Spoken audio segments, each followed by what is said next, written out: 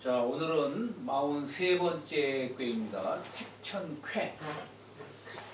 우리가 이 주역을 나가고 있지만 이게 뭐 꼭 건꾀부터 알아서 이렇게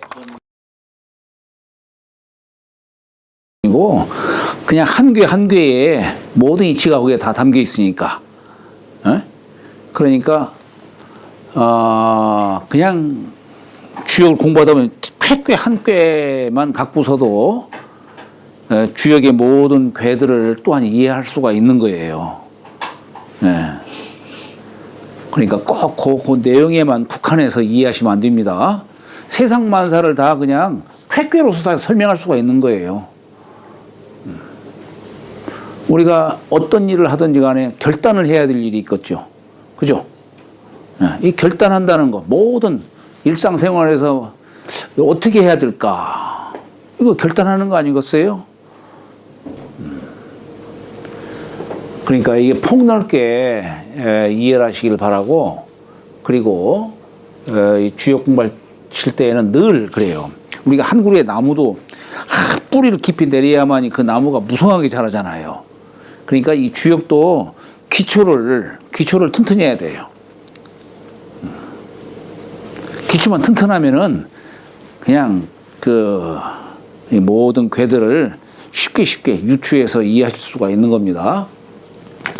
오늘은 쾌는 이제 결단한다 이런 얘기. 여기다가 삼수변을 쓰면은 결단할 결자죠. 여기 쾌라고 이렇게 써 있는데, 여기에 보면은 건삼년 하늘이 있고 태상절 못이 있어요.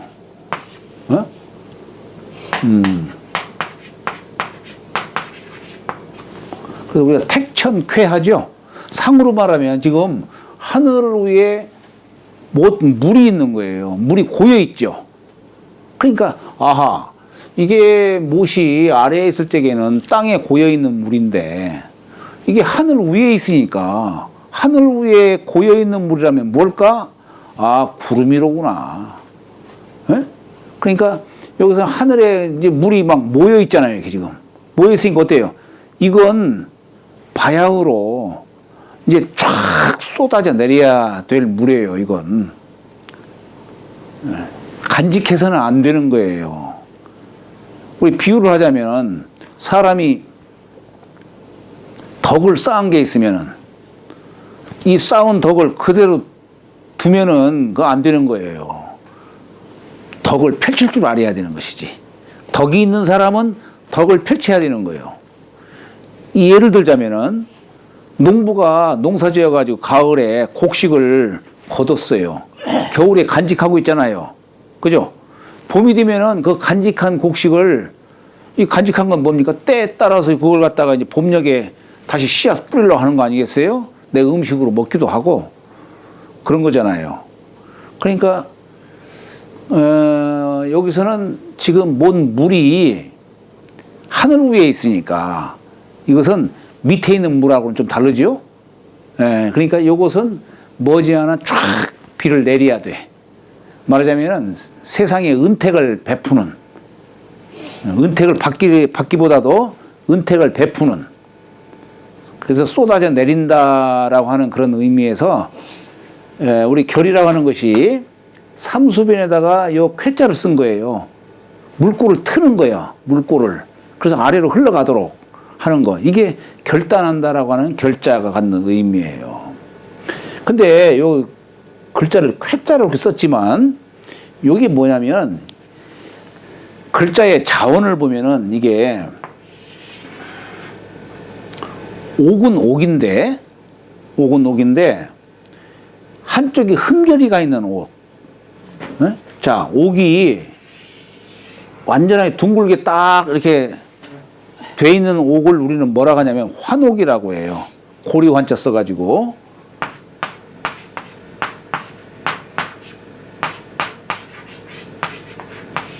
이 구수록변을 써가지고 둥근 옥, 이거 하늘의 건꾀상이에요. 둥근 옥을, 요게 둥근 옥이고, 여기 한쪽이 흠결가 있는 옥은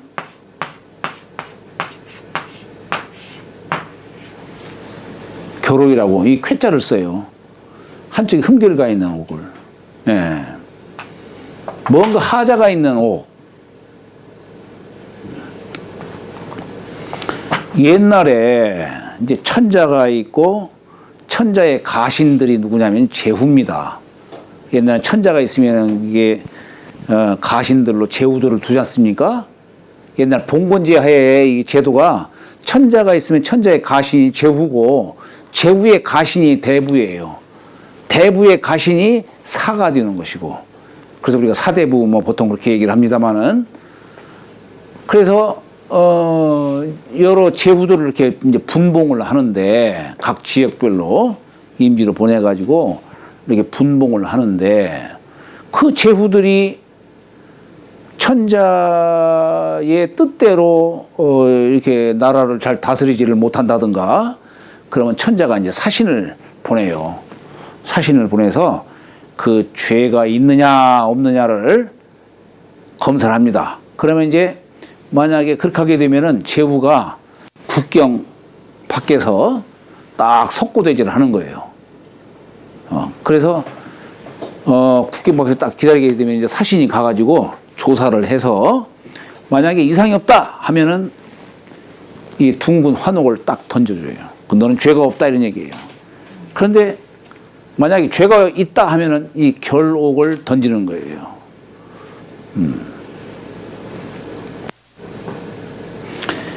그래서 이 결옥의 뜻이 이 쾌라고 하는 글자가 되는 것이고, 죄를 묻는다 이 얘기예요. 요 쾌자와 대등한 글자가 뭐냐면 이 사라는 글자예요. 사.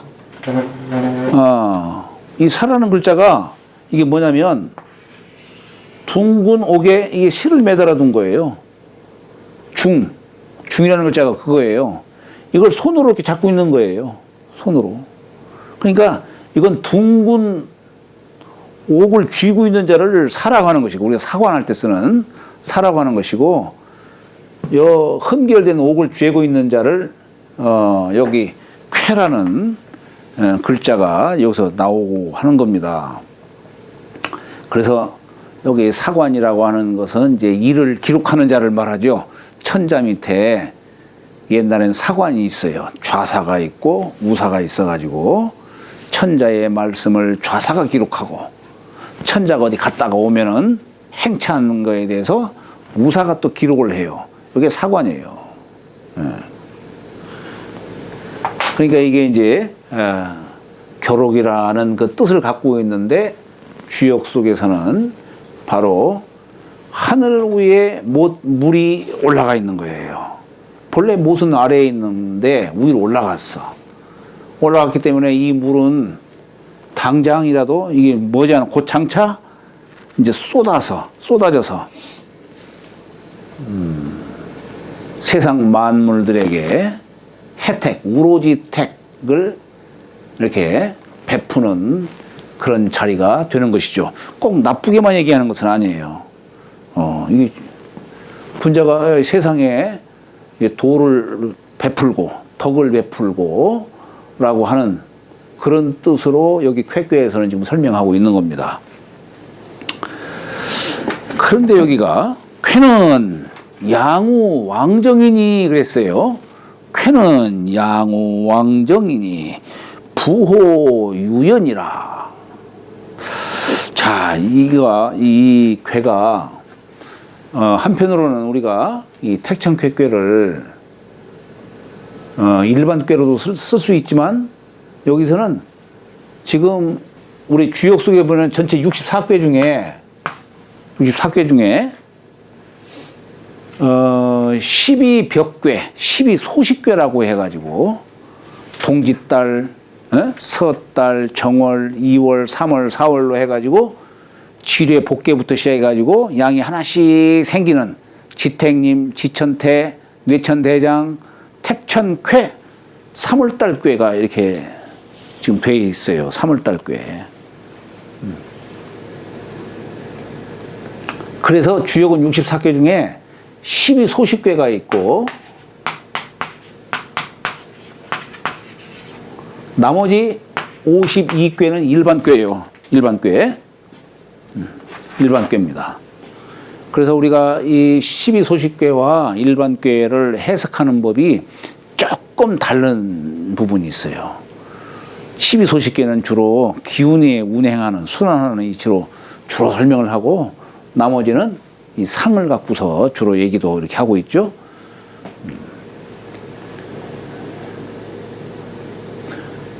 그런데 공자께서 여기 택천 쾌궤를 두고서 뭐라고 말씀했냐면 문자 발명을 설명하고 있어요.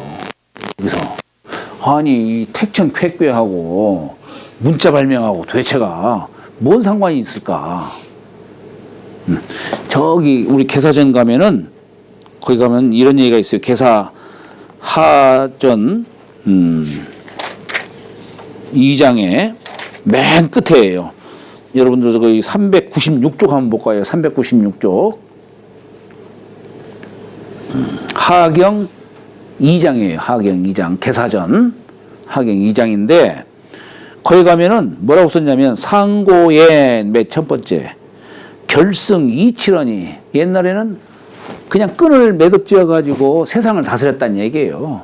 의사표시를 끈을 매듭지어 가지고 의사표시를 했다는 얘기예요.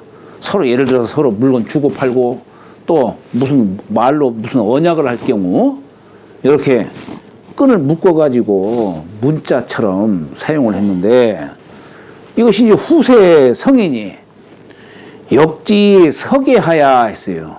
역지 서계하야. 이게 무슨 얘기일까?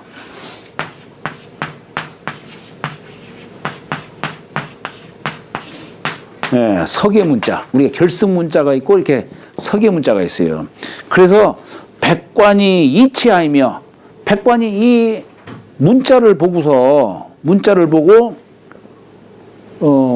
국정을 다스렸어요. 나라를 다스리고 만민이 이찰하니 만민들도 만백성들도 이 문자를 통해서 서계 문자를 통해서 살폈다 이거예요. 아 지금 나라가 어떻게 돌아가고 있구나. 에? 우리 임금님이 정사를 어떻게 펼치고 있구나. 이렇게 알게 됐다는 얘기예요. 이 문자가 없었을 때는 어떻게 됐을까요? 문자가 없었을 때. 문자 없을 때는 이거 참 의사 전달이 안 되잖아 이게. 어떻게 나라를 다스렸을까? 문자 없었으면은 나라 다스릴 수가 없는 거지. 일일이 가서 어떻게 얘기를 해? 왜 우리 저기 뭐야 초등학교 때도 그런 얘기 했잖아요. 귓속말로 이렇게 해가지고 저 밑에 일일이 쭉 세워놓고 여기서 뭐라고 얘기했는데 저 끝에 가니까 엉뚱한 얘기가 나오는 거예요. 그렇게 의도적이지 않더라도 이렇게 틀어지는 법인데 뭐 나라 천자가 뭔 얘기 했다 하더라도 아무리 좋은 얘기를 했다 하더라도 밑에 관리들을 통해가지고 이렇게 나가서 사람들한테 의사 전달하게 하면은 엉뚱한 얘기가 나올 수도 있는 거예요. 근데 이 문자로 인해서 밝은 세상이 되는 것이지. 문자로. 그러니 자 개취적 쾌니라 이렇게 썼어요. 대개 쾌괴에서 문자 발명을 취했다는 얘기예요. 그러니까 이게 참 묘한 얘기입니다. 이게. 자 여기서 왜 문자가 나오냐. 우리 이 문자라고 하는 것은 중천건괴가 아닌 중지곤괴. 중지곤괴에서 문자가 나와요. 문자가 나와요. 요 글자를 보면은 하나라고 하는 이 판때기에다가 이렇게 그은 거예요. 새긴 거예요. 뭘로? 칼로. 그러니까 칼로 판때기에다가 이렇게 새겨놓은 것이 문자의 시초가 되는 거예요. 이게. 이걸 괴상으로 말하면 자 여기 보면은 이 꾀가 태꾀가 사실 중지곤꾀에서 온 거예요. 중지곤꾀에서. 자 그것도 한번 우리가 내가 말로만 할 게 아니라 자꾸 보여드려야 돼.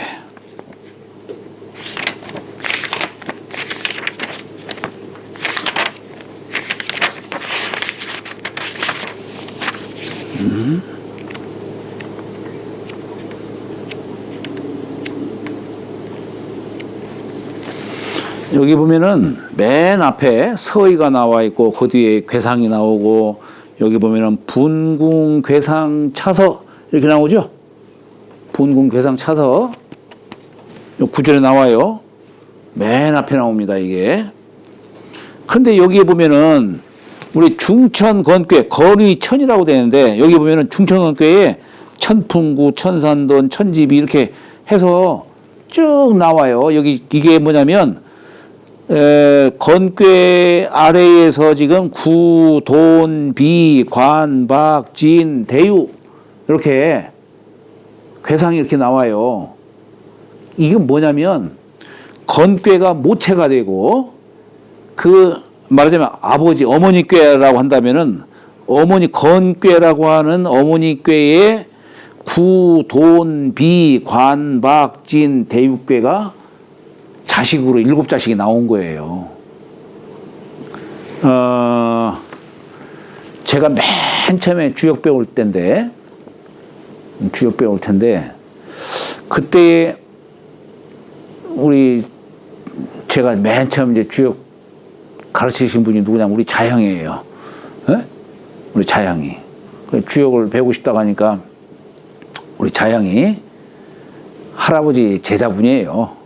야산 선생 제자분이신데 저보고 이걸 위우라는 거예요. 64회 분궁 괴상차서. 이거 육효점 공부하는데 꼭 필요한 거예요. 이거 위우해야 돼요. 그래서 그날 가가지고 위웠는데 더듬더듬 다음날 가서 위웠는데 한 몇 개가 틀렸어. 그랬더니 다시 하는 거예요. 그래서 그 다음날 또 위웠는데 하나가 또 틀렸어. 그랬더니 또 다시 하는 거예요. 그 세 번째 가서는 달달달 위웠지 내가. 그래서 요 분궁괴상 차서를 이렇게 위우고 나서 이제 점을 쳤어. 본래 옛날에 주역 공부할 적에는 처음에 주역 공부하기 전에 점부터 쳐요. 본래는 너 장차 네가 주역 공부를 과연 네가 잘 할 수 있을지 못할지 점을 쳐. 처음에 점을 딱 치고서 그러나서 이제 책을 피는 거예요. 그때 내가 처음에 점괘를 딱 쳤는데 중천건괴 구사묘가 동했지. 천택리괴 중천건괴에 구사묘가 딱 동한 거야. 그리고 나서 내가 한번 주역책을 처음에 이렇게 배우게 된 겁니다. 여러분들도 요 지금 분궁괴상 차서라고 해서 요 궤에 요거 6효점 공부할 적에는 요 궤가 반드시 필요해요. 그래서 요걸 가능하면 이으면 좋아요. 맨 이게 초요부터 변해가지고 이 일정한 법칙이 있어. 이게 법칙이 있어요. 예, 그거 한번 공부를 하시기 바랍니다. 근데 그 뒤에 볼까요 한번? 그 다음에 보면은 중지곤괴가 나오죠. 중지곤괴 여기 보면은 건의천에서 구돈비 관박진 대요하고 감의 수가 이렇게 나오는데 이건 뭐냐면 건괴 다음에 감괴 다음에 간괴 이건 뭐냐면 문왕괴 여기 순서는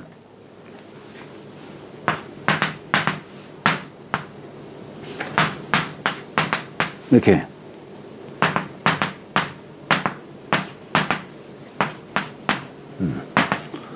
아이고 이게 뭐야 이게 다 그리네. 하나만 그리려고 했더니 이게 문왕팔괴인데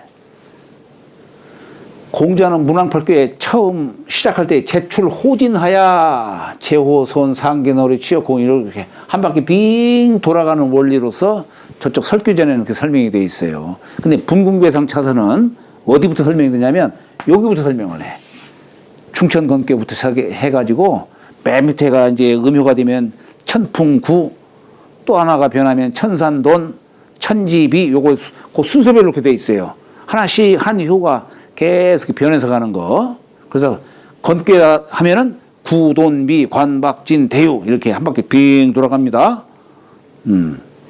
그 다음에 여기에서부터 시작을 삼아 가지고 그 다음에 중수감께부터 얘기해. 중수감 순서별로. 거기 보면 이제 본래 중수감인데 여기서는 감의수 이렇게 써 있죠. 여기 보면 감의수 했어요. 그 다음에 그래서 여기 중수감괴에서 여기 초효가 변하면은 이제 수택절, 요 이효가 변하면 수지비, 감절, 술의 둔 이렇게 감절, 둔, 기재, 혁, 퉁, 명의사 이렇게 중수감괴라고 하는 어머니괴에 요 7자씩 이렇게 나오는 거예요. 그 다음에 이제 중산감괴 여기에 간의산 이렇게 해서 간, 미, 대축손, 규리, 중부점 이런 식으로 이렇게 했는데 여기 이제 곤괴에 가서는 어떠냐? 여기에요. 중지곤괴에 가서 이제 초효가 변하니까 지례복, 2효가 변하니까 지택님, 3효가 변하니까 지천태, 4효가 변하니까 뇌천대자, 5효가 변하니까 택천쾌 이렇게 나와요. 그러니까 어머니 곤괴를 모체로 삼았다 이런 얘기예요. 제가 지금 이 얘기를 하고자 하는 이유는 뭐냐면 이 문자라고 하는 것이 중지곤괴에서 나온 것이다. 그래서 택천쾌라고 했지만은 지금 곤괴가 모체가 되기 때문에 그래서 요걸 건금 택괴도 금의 오행이 이거 다 금의 오행으로 쇠로 지금 칼도자 썼잖아요. 쇠로 여기 판때기에다 이렇게 새겨놓은 거예요. 이게 문자의 시초가 된다는 얘기예요. 우리가 지금 뭐 계약한다라는 계자를 쓰지만은 예전에 우리는 이게 사실 우리의 문자가 시초가 여기서 이루어졌기 때문에 그래서 글계합니다. 우리나라는 글계 이렇게 얘기해요. 맨 처음에는 이게 아마 이게 글이었을 거예요. 글. 이 중국에서 이렇게 음이 되다 보니까 중국식 발음을 하다 보니까 이게 무슨 뭐 괜히 뭐 이렇게 그런 식으로 이제 변해지게 된 것이지. 사람을 뜻할 때는 설이라고 읽어요. 설. 은나라 각골 문자, 은나라 시조가 설이에요. 그래서 여기에 이제 새겼다라고 하는 거예요. 문자를 새긴.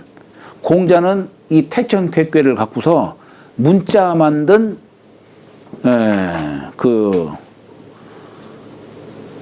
를 뜻하는 그런 괴로서 설명하신 거예요.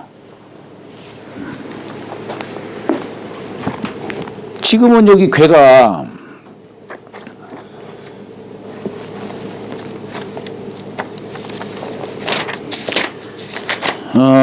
여기 괴가 이제 중지곤괴에서 양이 생기고 해서 쭉 5양이 여기까지 이제 음이 다 양으로 됐죠. 음이 다 양으로 됐어요. 군자가 다 소인화가 됐고 했는데 마지막 음이 하나만을 남겨놓고 있는 그런 모습입니다. 공자께서 여기는 이제 소인이 지금 한 자리만 지금 남아있고 5양효가 지금 아주 성대하죠.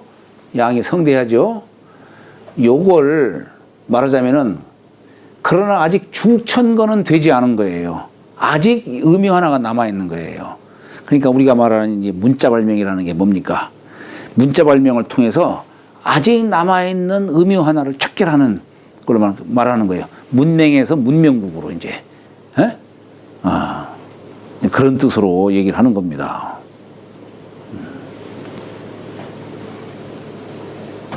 자, 그러니까 여기서 지금 음유 하나를 척결한다는 뜻인데,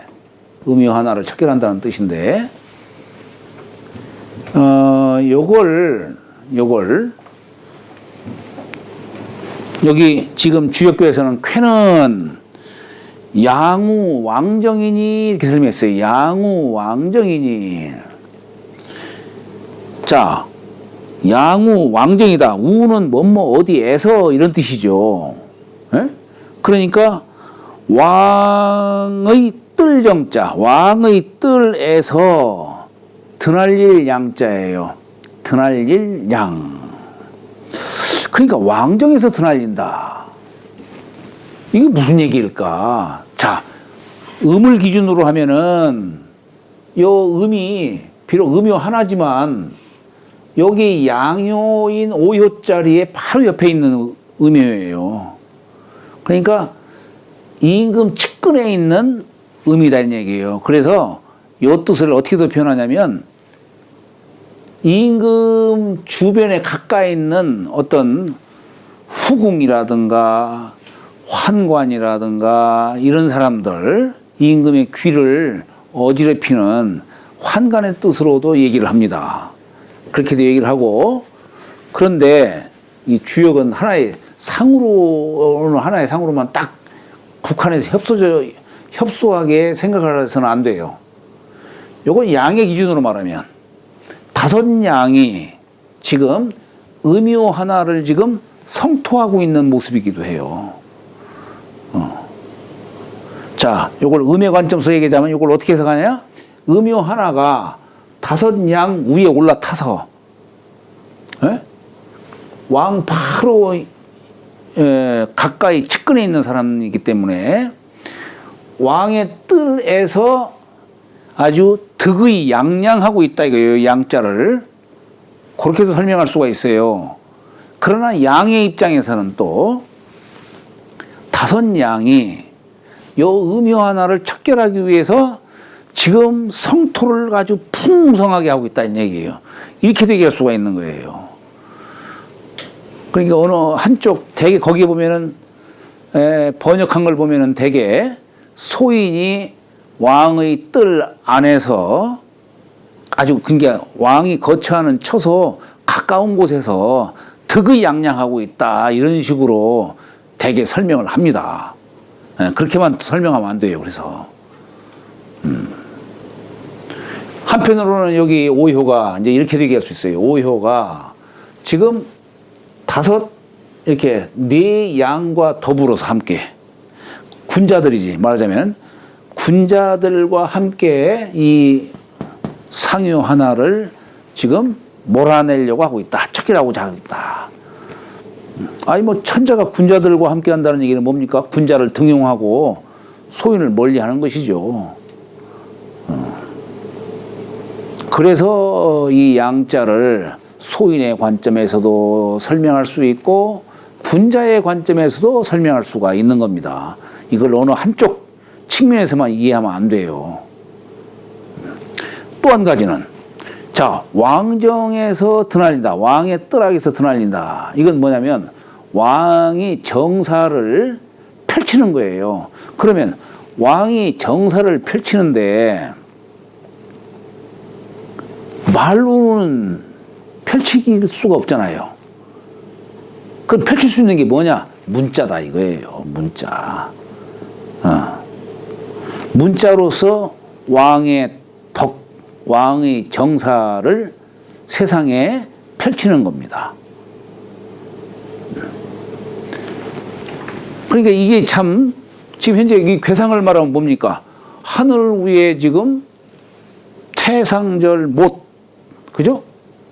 못 물을 갖다가 비가 돼가지고 폐연하우다 소낙비가 돼가지고 쫙 그냥 지상으로 쏟아내려요.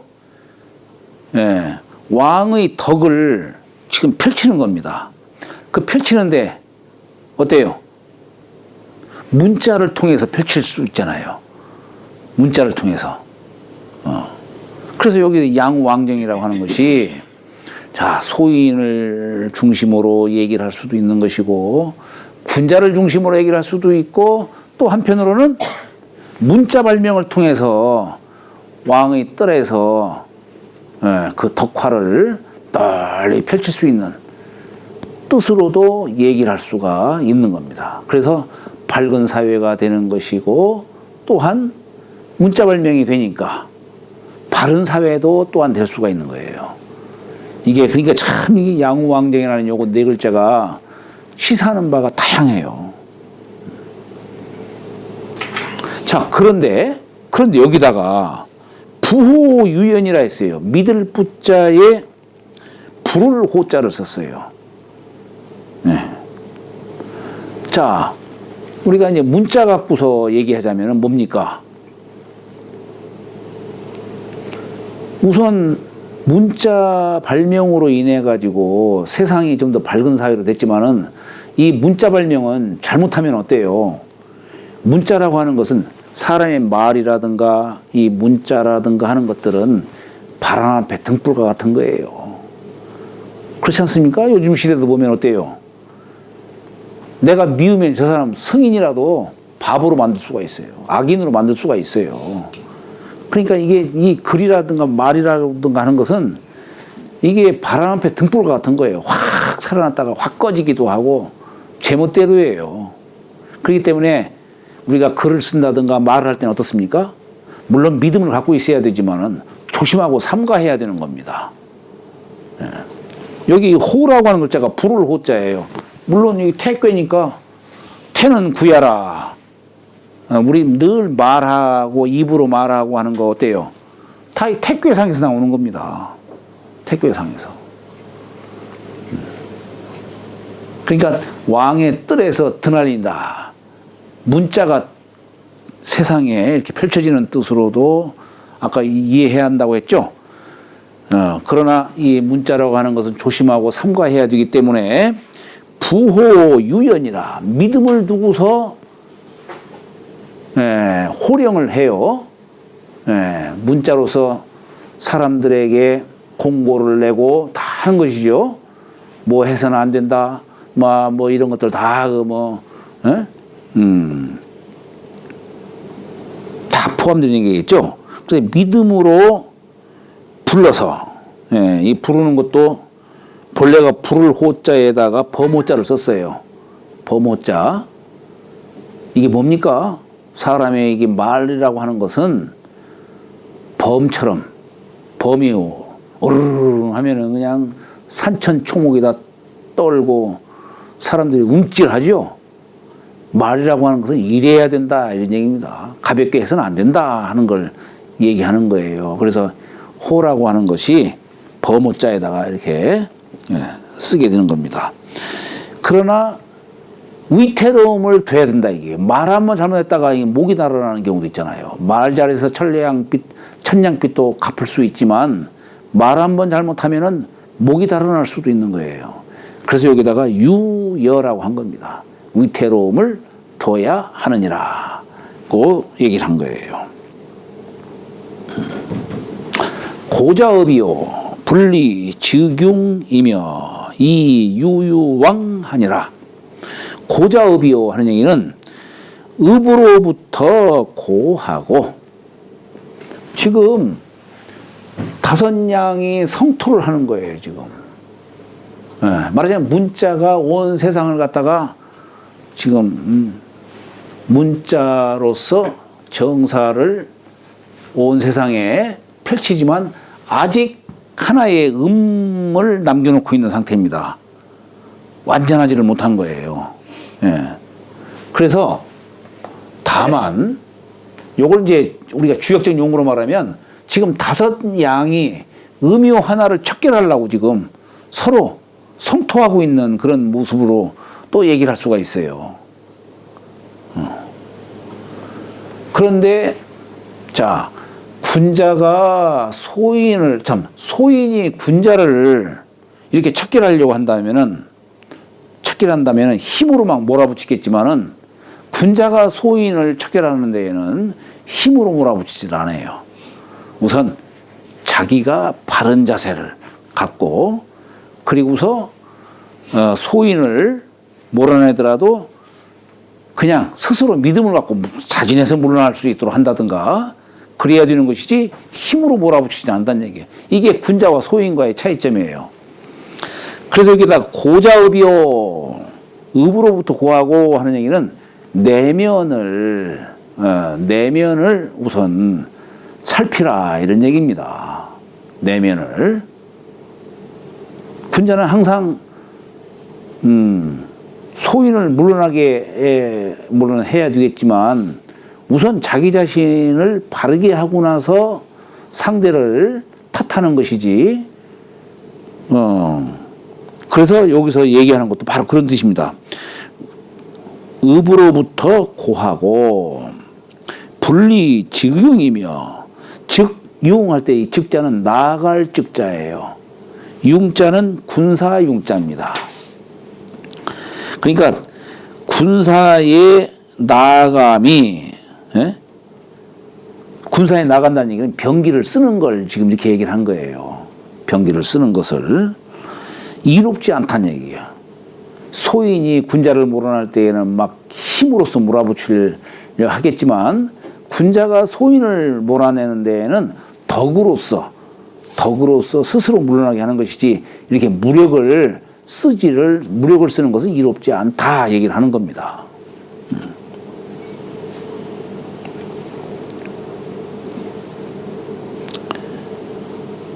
그러니까 고자업이요 하는 이런 얘기, 이게 다 상징적인 내용들이에요.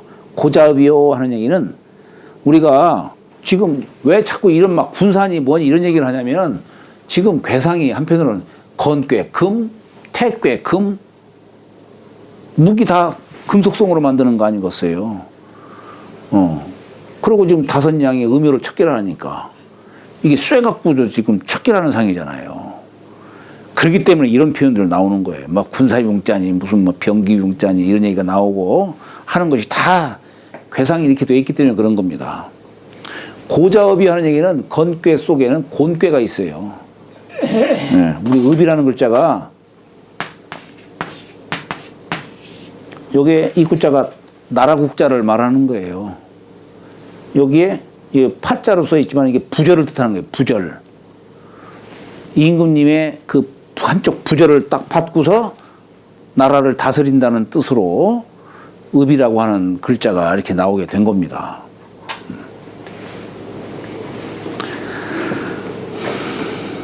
그래서 이 유요왕하니라 가는 바를 둠이 이로우니라.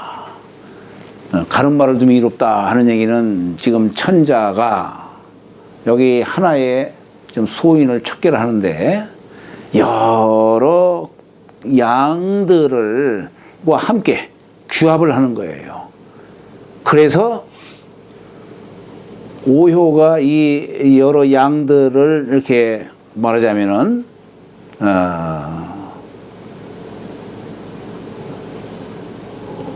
말하자면은 오요들과 함께, 참 이 양요들과 함께 서로 힘을 합하는 겁니다. 말하자면 천자가 군자를 등용을 하니까, 군자를 가까이 하니까 소인이 자진해서 물러나는 거예요. 힘으로 막 밀려나는 것이 아니고, 그런 것이 결국 이제 문자 발명과도 다 이게 통하는 겁니다. 그 이유왕이라는 게 바로 그거예요. 이유왕이 가는 바를 둠이 이롭다 하는 얘기가. 단활 쾌는 결야니 결단한다는 뜻이니 강결유야니 강이 유를 결단하는 것이니 여기 다 양이 강이죠. 음은 유고 다섯 강이 지금 요 음요 하나를 결단하는 거예요. 강이 유를 결단하는 것이니 다만 양이 유를 음을 결단하고 군자가 소인을 결단하는 것이 건이열하고 이 궤덕이 이렇게 표현한 겁니다. 궤덕을 건이열하고 내괴가 덕이 강건하지요. 태괴 덕이 즐겁죠. 그러니까 안으로는 강건한 기상을 갖고 있지만 밖으로는 막 인상을 써가면서 소인을 척결하고자 하는 게 아니고 그저 즐거움으로써 소인을 대하는 거예요. 안으로는 강건한 기상이 있고 밖으로 일을 하는 데는 즐겁게 하는 겁니다. 그럼으로써 소인이 그냥 스스로 물러나도록 하는 그런 뜻이에요. 건이열하고 그리고 결의화하니라. 결은 결단하는 것이죠. 결단하지만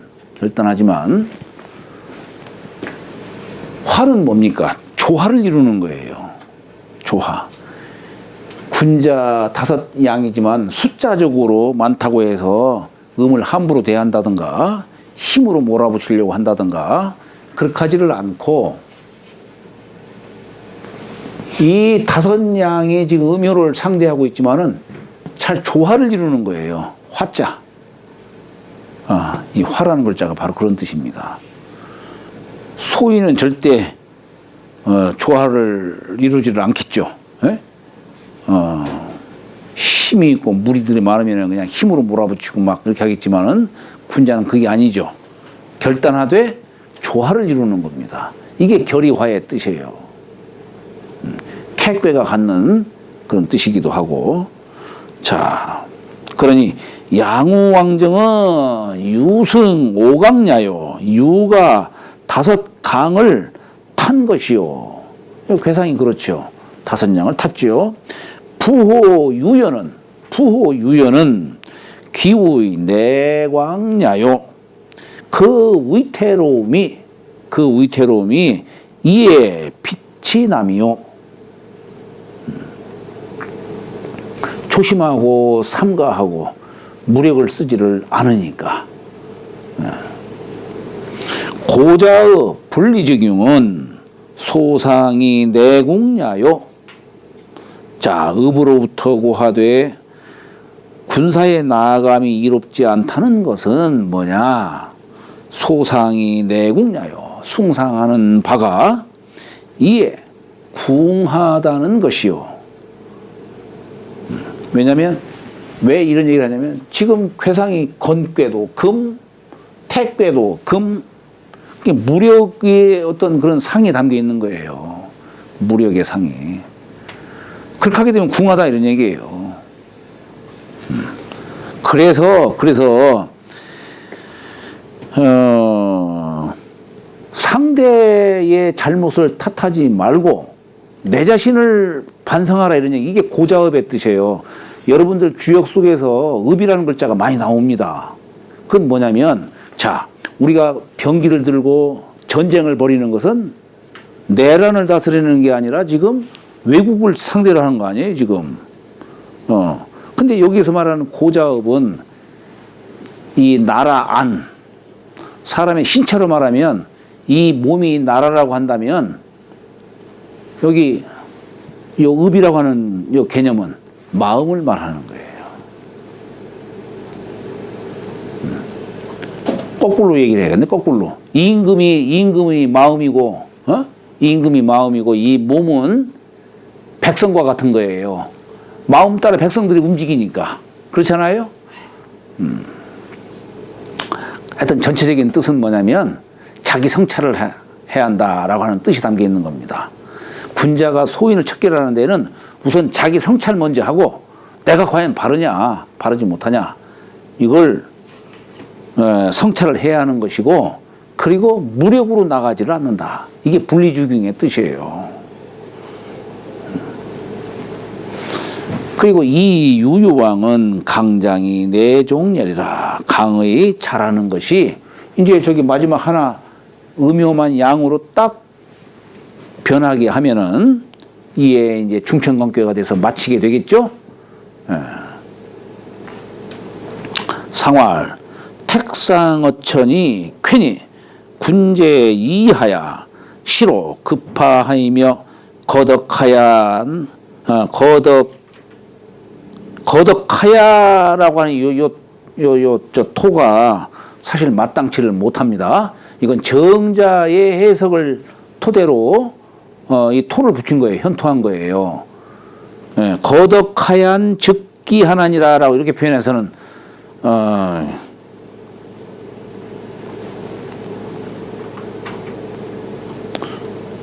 거덕하야 즉기하나니라 이렇게 토를 붙여서는 안 돼요.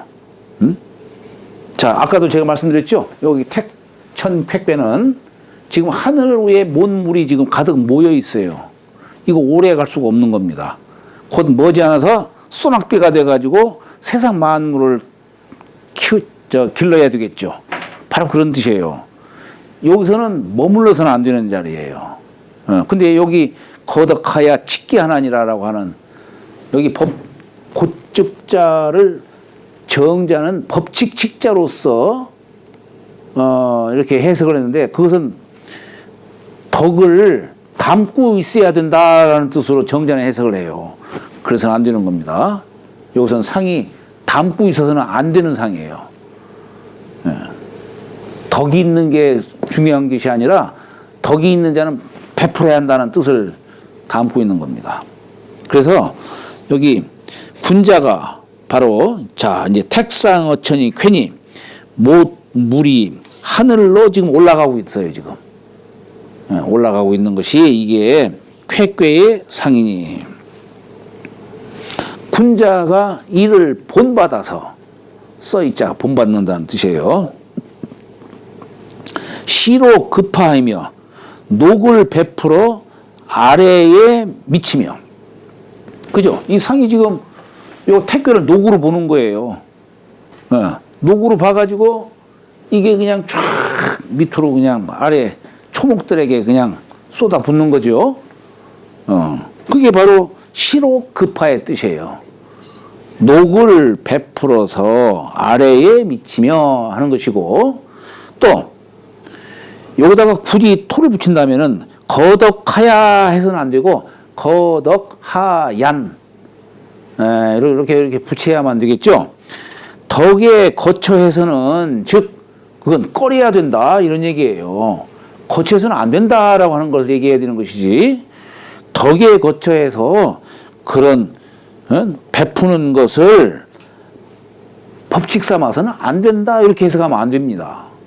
정자의 해석처럼 이건 덕을 베풀어야 한다는 뜻을 담고 있는 거예요. 예. 잠시 쉬었다 가시죠.